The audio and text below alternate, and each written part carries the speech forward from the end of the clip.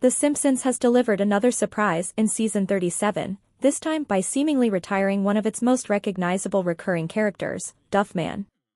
In the January 4th episode titled Severance, a parody of Apple TV Plus' Severance, the iconic Duff beer mascot announces that the Duff Corporation has officially retired the Duffman character, forever. According to Barry Duffman himself, traditional advertising mascots are outdated, with modern audiences no longer connecting to jingles or corporate spokesmen. Throughout the episode, Duffman appears without his trademark red cape, sunglasses, and beer can belt, reinforcing the idea that the character's run may truly be over. While The Simpsons has a history of meta-humor and fake-outs, the episode strongly suggests this retirement is permanent, though, fittingly, the show's reps jokingly noted, Duffman says a lot of things. Oh, yeah. Duffman first appeared in 1997's The City of New York vs. Homer Simpson, and has been voiced by Hank Azaria, who has previously admitted the voice is physically taxing to perform. This moment follows another major farewell earlier in season 37 with the death of Alice Glick, Springfield's longtime church organist, ending a 34-year run on the show. Beyond character changes, The Simpsons continues to spark conversation with its eerie predictions about AI job loss, superflu outbreaks, smart homes, space tourism, and even aliens, many of which fans believe are already unfolding. Hey, lovely viewers, welcome to our channel The Simpsons 24 Hours. The Simpsons retires beloved character forever after nearly 30 years. The latest season 37 episode, titled Severance, featured a popular mascot announcing his retirement after nearly 3 decades of appearing on the show. A longtime character on The Simpsons has retired. In season 37 episode of Severance, the man behind Duffman revealed the mascot had been discontinued after nearly 30 years on the show. When reached for comment, a rep for The Simpsons provided people with an image of Duffman delivering the following line, Duffman says a lot of things. Oh, yeah. The Simpsons is bidding farewell to one of its longtime characters. On the Sunday, January 4th episode, a Severance parody entitled Severance, The Simpsons revealed the forever retirement of a character who has been a staple on the show for nearly 3 decades, but the writers didn't kill anyone off this time to make it happen. Instead, the season 37 episode found Duffman, the popular Duff beer spokesperson who speaks in third person, announcing that the company mascot he's portrayed for much of the show's run has been retired. Duffman, or Barry Duffman, shared the news with viewers when he entered Homer and Marge Simpson's home to greet the titular family. The Duff Corporation has retired that character forever, he revealed. All the old forms of advertising are now passé. Corporate spokesmen, print ads, TV spots. Today's kids can't even sing the jingles. As TV Line pointed out, Barry, who tried to recruit Homer to join a corporation called EOD in the episode, before eventually deprogramming himself, could be seen later in the episode still not in his classic Duffman uniform. So his retirement may just be for good. When reached for comment on Tuesday, January 6th, a rep for The Simpsons provided people with an image of Duffman delivering the following line, Duffman says a lot of things. Oh, yeah. The Duffman mascot, voiced by Hank Azaria, has been played by multiple characters in the show over the years, so it's not just one guy yelling out, oh, yeah. The mascot is best known for his signature catchphrase and outrageous costume featuring a red cape, sunglasses, and a belt decorated with Duff beer cans. He first appeared in the 1997 episode, The City of New York vs. Homer Simpson, with his last proper appearance before Sunday's episode taking place in last season's P.S. I Hate You. Duffman's announcement comes less than 2 months after the death of another longtime Simpsons regular, first church organist Alice Glick, who died during a sermon. Before the character's death, she appeared on the show for 34 years and a total of 35 seasons.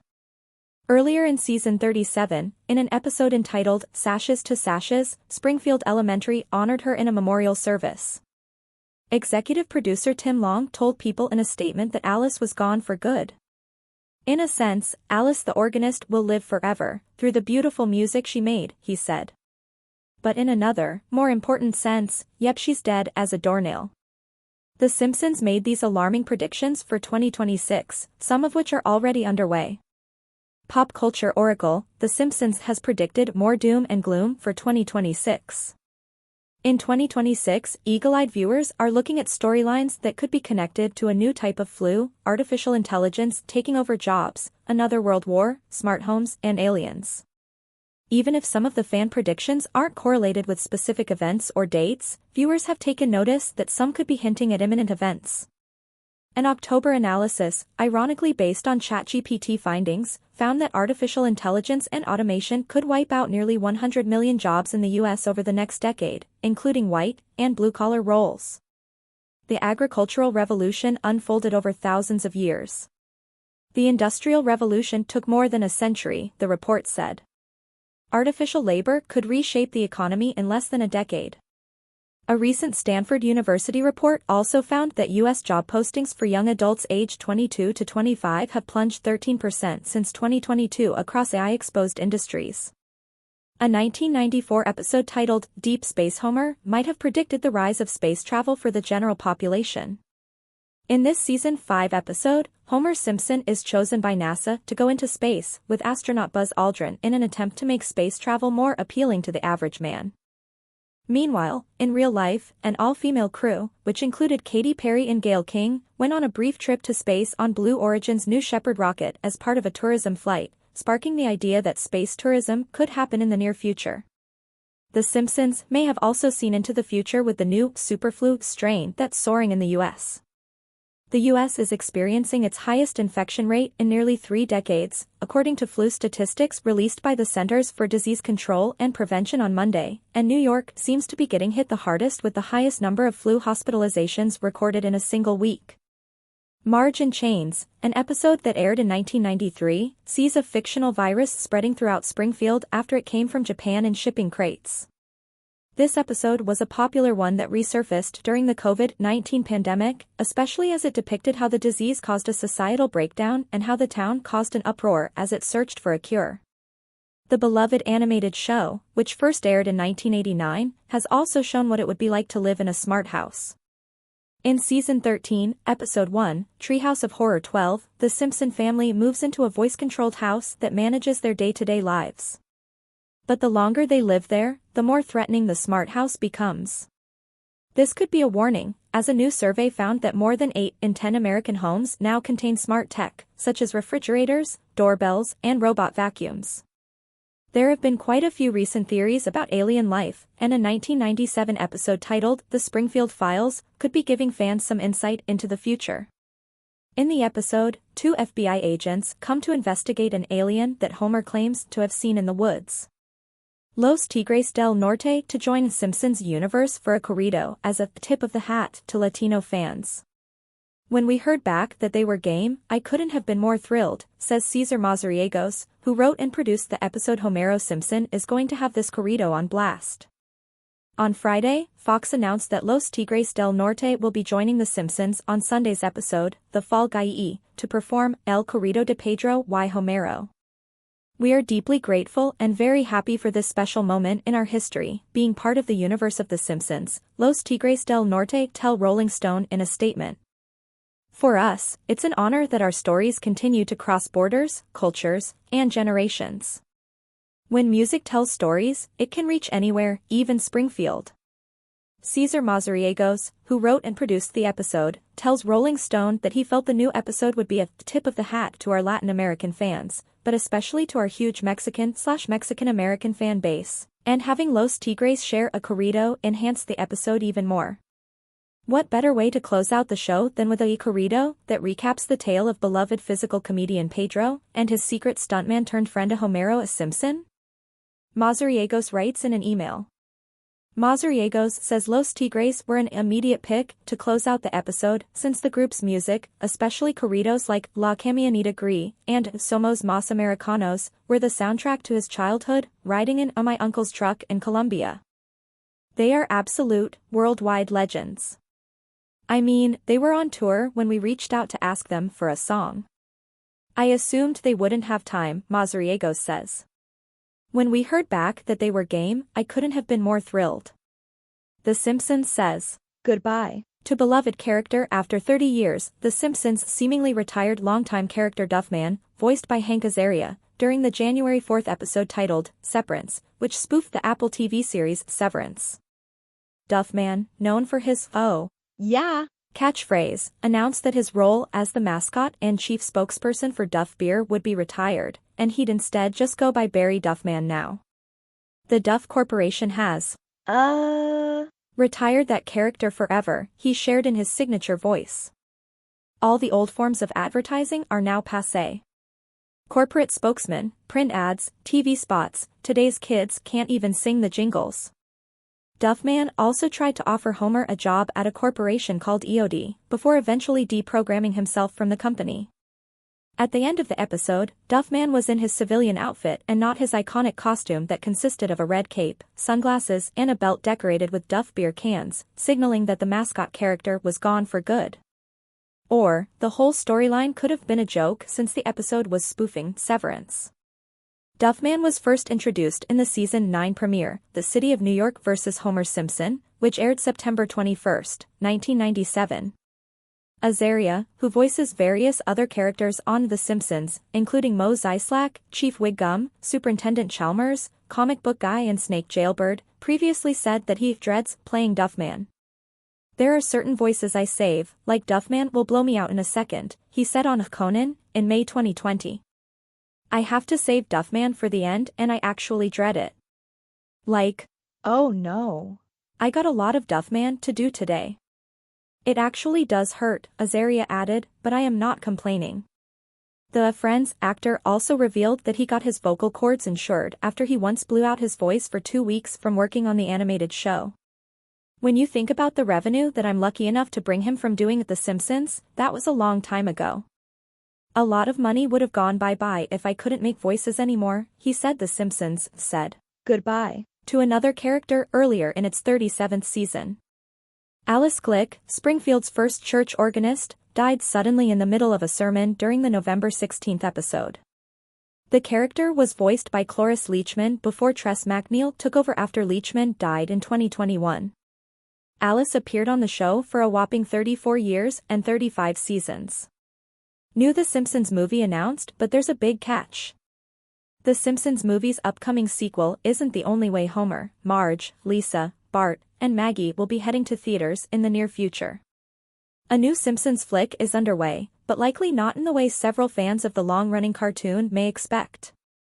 Over the weekend, surrealist filmmaker Boots Riley confirmed that he is in the process of taking Anne Washburn's Mr. Burns, a post-electric play from the stage, to the cinema, replying to a months-old fan post stating that the Simpsons-themed work would be heading to Hollywood.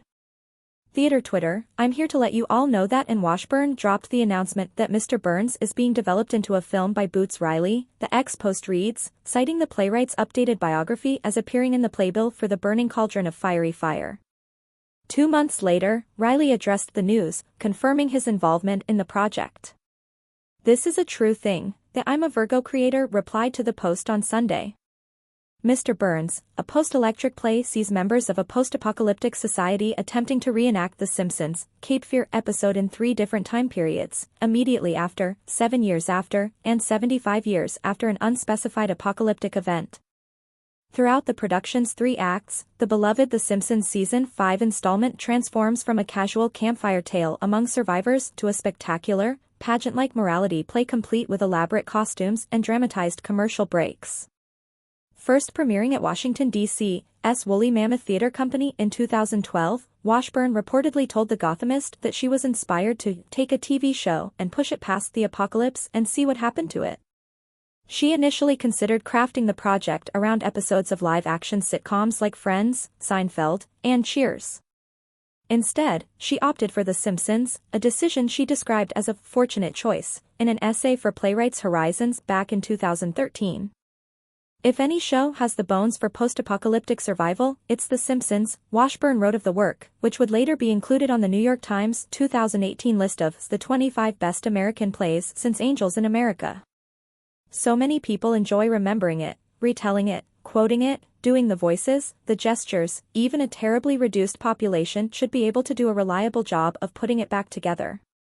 Washburn's adaptation isn't the only Simpsons movie set to hit theaters. While little information is known about how long Riley and Washburn have been working on bringing a likely surrealist version of Mr. Burns, a post-electric play, to cinemas, Fans will only have to wait a little bit more than a year to see The Simpsons, in some form, on the big screen.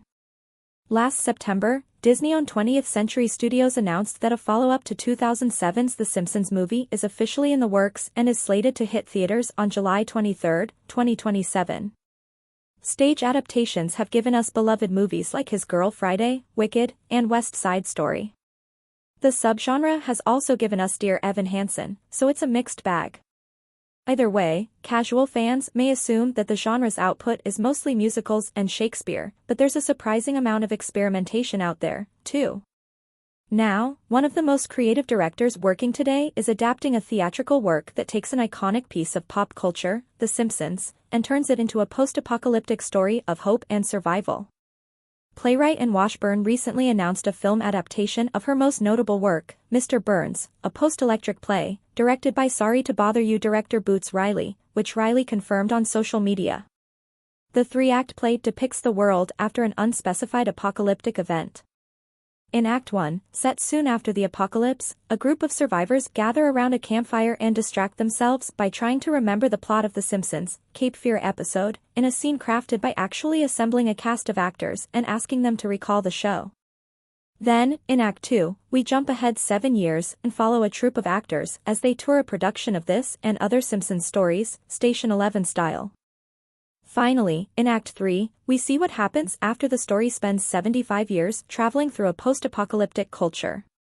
The light-hearted theater piece has morphed into epic tragedy. Simpsons characters are represented through masks, and the actual Cape Fear villain, Sideshow Bob, is replaced by Mr. Burns, now an all-encompassing symbol of evil, much like how early theater relied on stock characters. The play poses an interesting question about modern pop culture. Centuries from now, what will be remembered about today? And how will it be remembered? Much as we remember Greek myths, our age could be recalled by our enduring stories of heroes and villains, be that through old episodes of The Simpsons or the sprawling Marvel Cinematic Universe. In the shorter term, Mr. Burns is a play about theater, so it will be interesting to see how it translates to the screen. But if there's anyone who can take an abstract concept like this and turn it into a good time at the movies, it's Boots Riley. The legendary character from The Simpsons who debuted 35 years ago but will never return to the series for a sad reason. He was one of the most recognizable and entertaining lawyers in fiction. Lionel Hutz debuted on The Simpsons in 1991, but he will not return to the series for a compelling reason. Throughout its history, The Simpsons has introduced us to all kinds of memorable characters. During the series' golden age, getting to know their quirks was one of its great attractions. Aside from the adventures and misadventures of the Simpson family, scenes featuring other Springfield residents such as Disco Stu, the comic book store clerk, and Hans Moleman were one of its main sources of humor. In this case, we remember Lionel Hutz, the comically incompetent lawyer who made his debut 35 years ago but will never return due to the death of the actor who voiced him in the original version. Lionel Hutz turns 35, we look back at his best moments in The Simpsons and why he won't be returning to the series. Lionel Hutz, alias Miguel Sanchez, alias Dr. Nguyen Van Phuc, was a lawyer based in Springfield who stood out for one key reason: he was completely incompetent. He made his debut on the show on January 10, 1991, in the episode Bart Gets Hit by a Car, the 10th episode of the second season. In it, the Simpson family sued Mr. Burns for running over Bart and hired Hutz to represent them in court. In his initial appearance, Hutz was a lawyer willing to lie on the stand and distort reality in order to win the case against Burns. After this, the character appeared numerous times in episodes released between 1991 and 1997, and it was in these new cameos that his character and personality developed, with several common denominators. His eagerness to take on a new case was only surpassed by his stinginess. Since he lost almost all his cases, he was completely broke, and his unorthodox methods of practicing law. Hutz's last appearance was in the episode Realty Bites. It was the 9th episode of the 9th season, originally aired on December 7, 1997.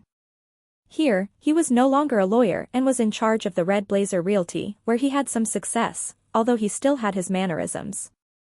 1997 would be the last year Lionel Hutz appeared on The Simpsons.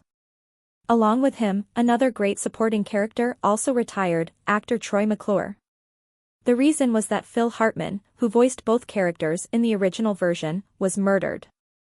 Although the series team had plans to reintroduce both characters in later years, they ultimately decided to do without them as a tribute to the voice actor. Thanks for watching this videos. Please hit the subscribe button and give this video a thumbs up.